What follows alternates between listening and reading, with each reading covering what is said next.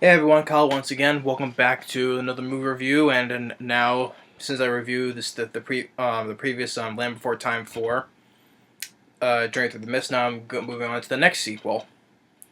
Another favorite of mine of the series. What I said, I enjoy the first five films, best in the series, So number five, um, part five, the Mysterious Island. Um, I quickly say, number four was the last film that Roy Allen Smith directed. So this time it's directed by a guy named Charles Grosvenor, and it was released the next year. Next year, December of 1997. Like the previous one was 1996. Has had a bit more higher ratings than number four. Like the last one had like a 5.6 on IMDb. This one has a 5.8, so it was a bit higher. Even on Rotten Tomatoes, according to the audience rating on Rotten Tomatoes, like the previous film had a 44%, and this one has like a 46%. So slightly a bit better than the previous one. Which, to me personally, I give both sides more higher ratings on this film.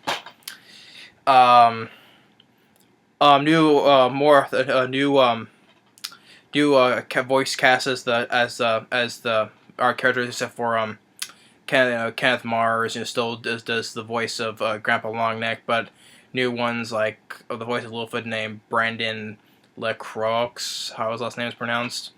Anndi McAfee voices Sarah.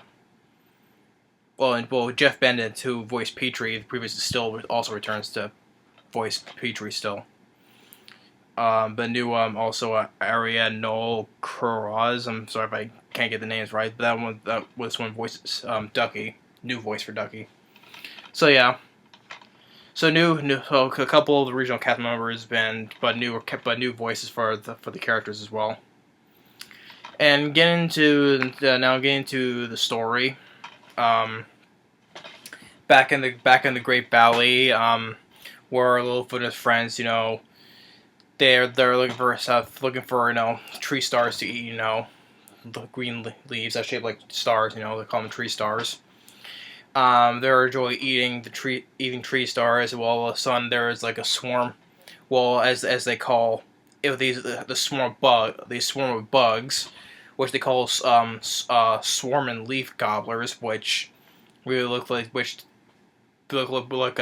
a swarm of locusts or grasshoppers, which really, technically speaking, they swarm to the Great Valley. They eat up all the green food in the Great Valley, and Grandpa Longneck, has been meeting with all the adults, telling everyone that there's no green food left here, so we must leave the Great Valley. In which indeed they do. They start the whole herd goes marching through the desert, Then Grandpa Longneck and Sarah's father get into an argument, like Grandpa Longneck is taking this wrong direction. You don't know where you're going. So we're gonna split and basically every man for himself, for every herd for itself. So of course, and then Littlefoot and the others, they go off to find green food for themselves, pardon me. So they go off find green food for themselves, And they get to the ocean, which they thought was a good drink. The water was drinkable, but it tasted salty because it's salt water, It's the ocean, They never tasted ocean water before.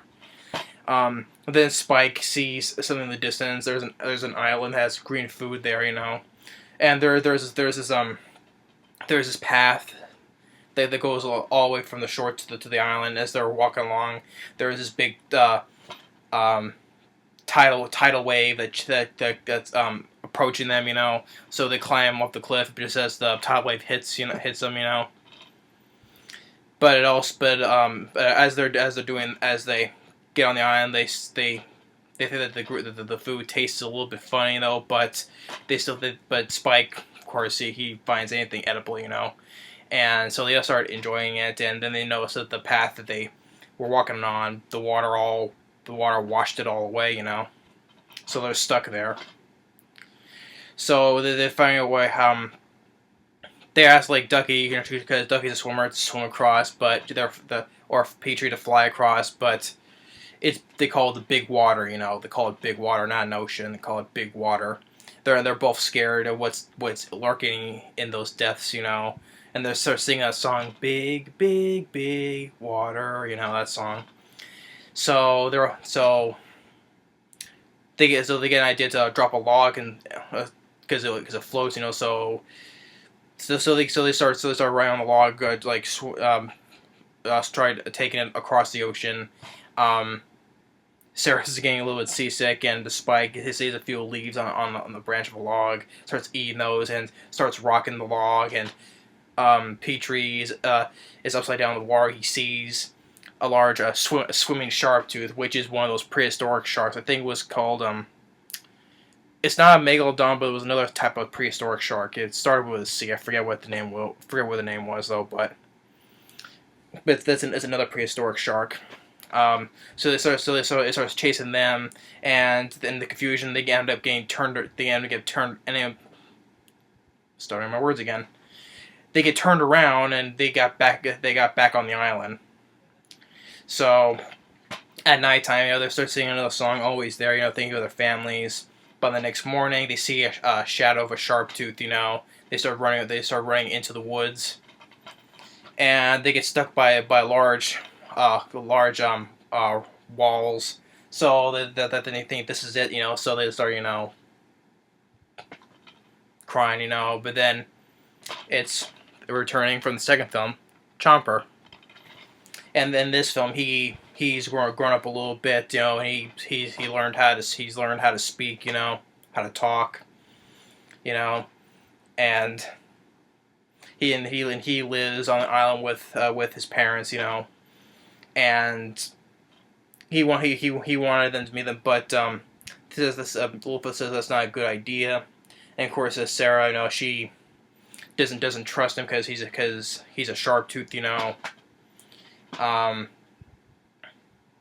As they wanted to meet their parents, you know, meet his parents, but they'll run in the bush as well. They come and they start talking, like you get the subtitles, you know, the subtitles to tell what they're saying, you know.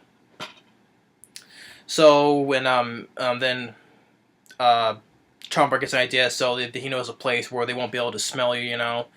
This flower field that smells really bad, you know. But it'll hide their scent from other sharp teeth, you know. But they're not the only sharp teeth on the island. There's another sharp tooth that's there, you know. I think it's another similar to a Tyrannosaurus. I think it's an Albertosaurus or an Allosaurus. I'm not sure which one. But while on the way to that place, Ducky gets separated. She gets taken by one of the flying sharp tooth. You know, try to feed to its babies. You know, but she falls out. Then they get to the place, and they ask if they want something to eat. You know, they want all this stuff because Chomper doesn't eat any of that stuff because he's a meat eater and they're leaf eaters. And they get another sing-along song where they're saying, you know, friends for dinner, you know. Don't want to be friends for dinner, you know. So the Chomper brings back some goodies, you know, and Chomper wants them to stay here, you know. They're saying that I'll take care of you like you took care of me, you know. But even Lilith said, "Dude, sure you don't want to bite," but you know, but Sarah says, "Watch out," you know, because she doesn't trump He says, "Why'd you do that?" Because he's a sharp tooth. Get through your head, you know. But and he has this feeling, so he goes after him. You know, says that he's sorry for that though, and then his mother approaches from behind him. You know, and he says that's his meal. You know, and she says, "What'd you say to her?" And he's like, she said, you know, she doesn't like me playing with my food. You know. So he remembers that someone. He says, "I'll bet someone ate my last tree star," and she starts running back to her, and he says, "If someone ate my tree star, I'm really mad." But then the villain of Sharp Tooth is behind him, and they run in there and it starts grabs a mouthful of the flour. It doesn't like it at all. It tastes bad, you know. They try to hide and outrun it, you know, but no good. They end up getting to the shoreline. They're like caught up between that sharp tooth and then the swimming sharp tooth is down below. Chomper comes out to help, bites it on the tail, and as the sharp tooth tries to bite him, it ends up biting its own tail, you know. And then Chomper's parents try to fight it, but the other sharp tooth is overpowers him, like sweeps its claws on the father's nose and headbutts him, and then scratches the mother's leg, uses his tail whip. Then the father hits him and the sharp tooth loses balance, falls off the cliff into the ocean, and Chomper falls down with it. But then the strong tide sweeps the sharp tooth down away, you know. But then they see what they thought was the swimming sharp tooth by the fin though, but it's a green fin, so it's one of the what is called a Alsamosaurus. It's a swimming dinosaur similar to the plesiosaurus, you know. So she named Elsie, I think, yeah, Elsie Elsie, that's the name. Offers to give them a lift back to the other side, you know, and says we'll meet again, you know, and thanks for everything, you know. Even his parents Chomper's parents thanks him, you know, as well. And then they all say goodbye to each other, and as they swim back to the other side to the shore. And where all this happened, where the grown-ups they found a little spot on the shore where there has plenty of green food for everyone until at least the Green Valley grows back again. So they all reunite with their families, and it ends with them with the Great Valley. All the trees have grown back, you know, and it ends with them returning. So yeah, I enjoy Part 5, The Mysterious Island.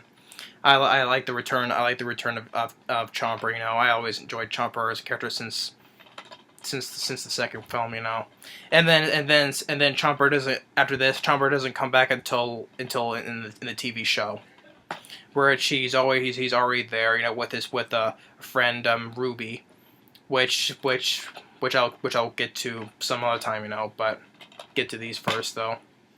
So I enjoyed The Land Before Time Part 5.